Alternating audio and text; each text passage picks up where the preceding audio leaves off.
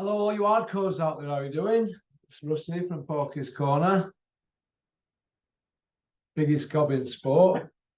I don't really know where to start, really. So I think we're best off just having a chat about the Sky show, I think, and the Aram show. We'll start with Aram show. Two heavyweights on show. Aslanbek Mobadov, or whatever. I can never spell them foreign names. He's 17-0, 16 by way of. He won. Jared Anderson fought Charlie Martin, dropped him in third, and he won on points, his first time to points. And sometimes when you get to a certain level at heavyweight, you have to go to points. You can't always find a way because them guys are a bit more experienced than you. And he's got a lot of years on him, Manny Martin. He's been in there with, Joshua and various other guys, Lewis Ortiz.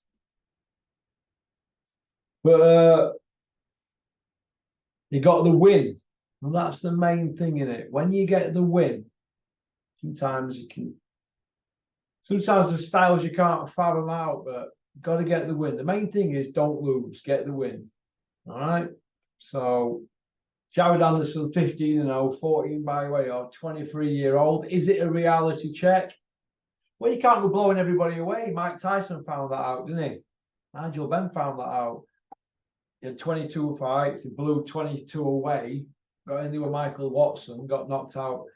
I think he was the 6th round, wasn't it? By a jab. All right? By a jab. Now, are they going to be shouting about Jared Anderson now being the next big thing? No, they're not. They're going to probably let him tread water now for a couple more years. It just shows you that you can't rush kids. You know what I mean? But reality check, but he won. And he moves on, doesn't he, now? So he is really in the mix. Him and that Mabadov. He's 34, though, the Russian, so he needs to get a move on. But he is getting a move on, isn't he? 17-0, 34-year-old. Could do it being 27-0, though, couldn't he, really? Tyson Fury. He's calling shots with Bricktop. I've never seen Bricktop like this on back foot in my life. Bricktop coming out defending him every single day. If Tyson comes out tomorrow, right, and says the moon is made of green cheese, right? If he comes out and says that, Bricktop will come out day after and he'll agree. What's happened to Bricktop? He's become like a nodding dog, hasn't he, for Tyson? So he's not in charge whatsoever. Tyson's in charge. He's calling shots, isn't he? He's in charge of his own destiny now. He's the big dog, isn't he, in the heavyweight division? This is probably why the Saudi thing's going to be 2024 now, because we are him. It's like an also run tournament, isn't it? Isn't it, really? It's like Man City next season or next month when new season starts, not wanting to defend, I don't know, the Premier League or the FA Cup or the European Champions League. If they don't defend one of them, that's what it'd be like, wouldn't it? They're having like Premier League without Man City. They'd be like, well, Man City weren't in it. Yeah, but they were Man United, Liverpool, and all the rest. Yeah, but they're also Rams at the moment, aren't they? Because Man City are the best football team in the world. They've got most now, aren't they, apparently? So it's a bit like that, isn't it? It'd be like Premier League without Man City. Tyson not going to Saudi and them all getting at it, slipping Zango Joyce in to replace him. This is what they were talking all weekend. The big noises. Now, that's what it'd be like. But Tyson's calling shots with that now. And Bricktop's just got to kneel before him, hasn't he? And it's a bit embarrassing to see Bricktop groveling. It's like groveling, isn't it? Bricktop, you're groveling. You're groveling, mate. I've never seen that before. Never seen it. I've never seen groveling like that before. Embarrassing from Bricktop. Hey ho. Now, the Sky Show, April Hunter won. Callum Simpson won. Zach Chelly lost, against Mark Jeffers. Ben Whittaker won, but he's a cock, in my opinion. and I hope he gets iced in his next fight. I don't like his attitude, carrying off like that. He's trying to make out he's something he's not. He riles me up, and that's why he's doing it. They're doing it to be controversial instead of just going about your business. So not for me, him. Not for me, him. Don't like him. Doing that to opponents every time. He's turning fights off. Do you remember when James DeGale started those games, when he started his career? And we all know what happened, didn't we, as regards selling tickets? He had to go on the road. Brits don't like that type of attitude. We don't like it. I don't know why, but it's just something in our makeup that we don't like that. So I expect Ben Whittaker in the next couple of years to be fighting when he's ready for big fights. He'll have to go on road because he'll do a ticket. Man, nobody's doing tickets at the moment, are they? But so we spoke about them. I'm pleased for April. Will Howe got a win. He had to fight late, but he was professional. He waited till end. He'll learn from that. He won. Well done to Will Howe. Nice to see James Dean Fury there bouncing about. Good luck to him. Good luck to James in his amateur career. Now, brings me to Savannah Marshall.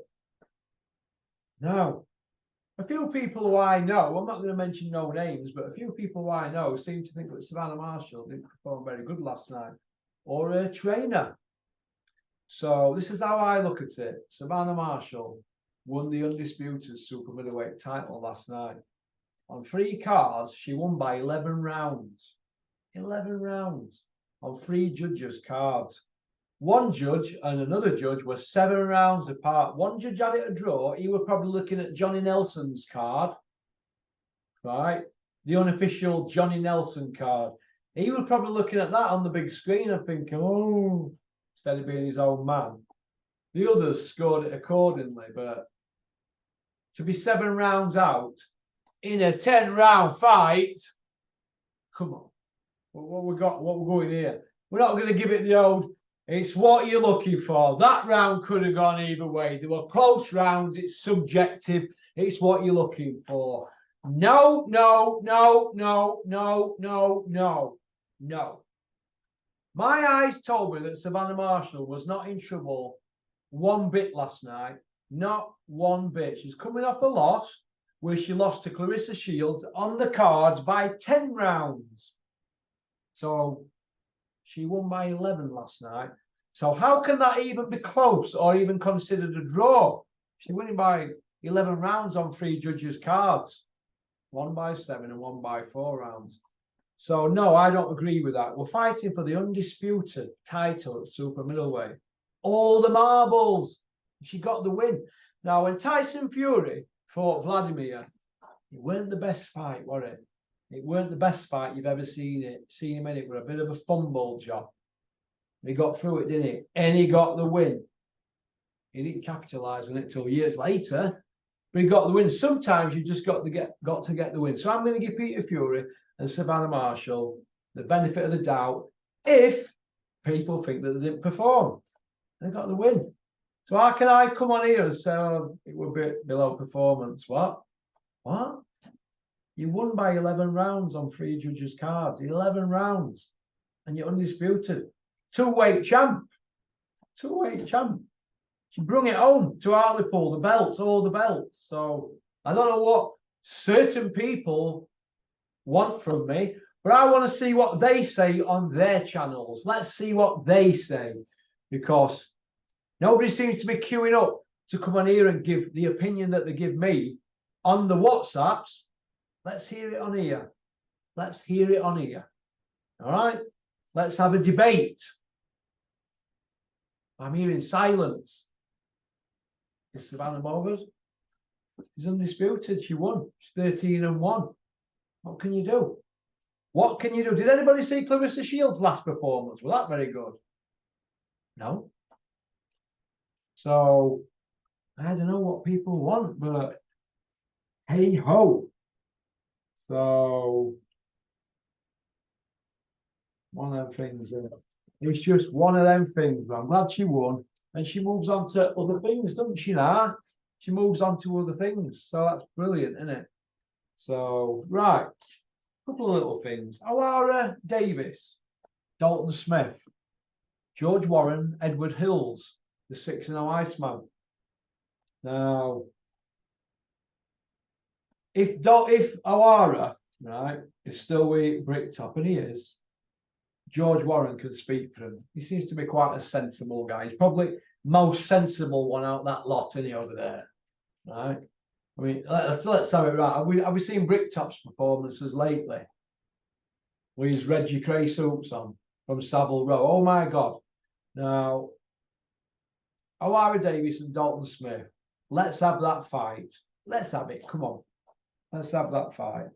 O'Hara Davies and Dalton Smith. I want to see it. I want to see it. I want to see it a lot. That's a great fight, that. Great fight. Come on, O'Hara. Game with Dalton Smith.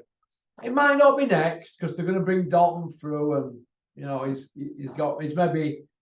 probably about a year behind O'Hara, but I see that fight being built up into something really, really special in the next 12 months. Maybe 12, 15, 18 months. O'Hara Davies and Dalton Smith. Now that is a pay-per-view. For me, in my eyes, people might say, no, it ain't. It's what you want to see in it. I'd pay 20 quid to watch that on pay-per-view. O'Hara against Dalton. 20 quid. That's worth that all day long. All day long, in my opinion.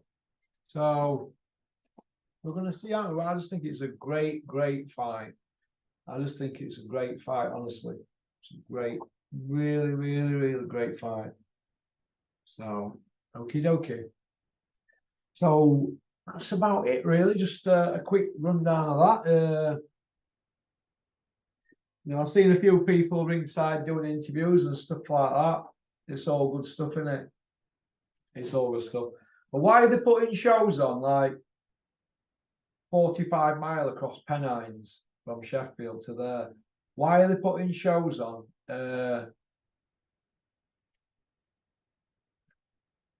On the same night, the Sky and DAZN out. Why are they doing that? There hardly anybody at either. Want really?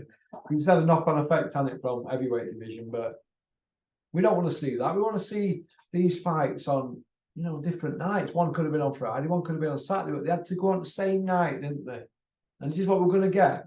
I mean, are these promoters ever going to work together and TV companies? Or they're just going to keep chopping everybody's legs off, like YouTubers trying to listen to other YouTubers. Plain old jealousy, really, isn't it? Well, is that what we're going to see? That's what I think, anyway. So, okie dokie. So, right. I'm going to get changed now. We'll go for a run, I think. It's time to have a run, I think. I'm enjoying running at the moment and not drinking and not whatever. Well, it's been 8 days, hasn't it? But I feel all right. Variety, is it the way forward? I don't know, but if Lee Froch can do it, I definitely can. Although he's not had as much down his neck as me over the years, or up his conch, has he? But so yeah. So that's about it, really. So peace out, keep on trucking, keep supporting boxing. Don't have nightmares. Got some treats for you today. You've got videos coming out today. 2 o'clock, 3 o'clock, 4 o'clock, 5 o'clock, 6 o'clock, and 7 o'clock. So from 2 o'clock, you've got a porky feast today. Some right treats for you. But the 5 o'clock, the 6 o'clock, and the 7 o'clock ones are class. Class. Right? You'll be falling on the floor when you watch them. All right. Have a good day, what's left of it. Booyaka.